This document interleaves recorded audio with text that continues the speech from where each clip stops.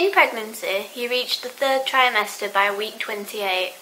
I gave birth at week 29. Up until then, I'd pushed all thoughts about labour to the back of my mind, until one day I was at my friend's house and they decided to show me a birthing video. Cue emotional breakdown. But then they all reassured me that, oh, don't worry, you've got ages yet. 1 week later I gave birth. I personally didn't feel that creating a strict plan was for me. It'd just be something that I'd just obsess over. I basically just put my trust in the doctors, that they would know what was best for me and my baby. My due date was the 5th of December 2014, and I went into the hospital to check out some mysterious tummy pains on the 18th of September. Now these tummy pains turned out to be contractions, and I was already 4 centimetres dilated. So as it was a complete shock that I was in labour, I had no essentials with me apart from my phone and my boyfriend. I was put in a sexy hospital gown and knickers. I don't know if you've ever seen those, they're delightful. I did wonder about asking my mum to bring some baby clothes, but the doctor informed me that Oliver wouldn't be wearing baby clothes for a while. The doctors and nurses attempted to stop or slow down the labour. However, the pain started increasing, and they checked me and I was 9 centimetres dilated, and that was when it seriously hurt. I was like, yes please, can I have some pain relief? My mum and Nate were with me, but as much as I'm grateful that they were there, I don't think I paid much attention to them throughout the whole thing. So blur through my waters being broken, my bladder being emptied, an episiotomy, forceps. Oliver was born. I had an instant relief of pain, and then I thought, hang on a minute, I can't hear him crying.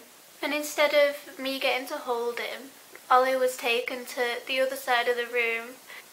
He was then put into a special incubator, and he came round to the side of me and had a quick hello. And it was just so sad to see him like that, because I couldn't see his eyes or much of his face, and he was covered in all these wires. Then he was whisked off to the special neonatal unit. Some good things about after the birth was I felt light as a feather.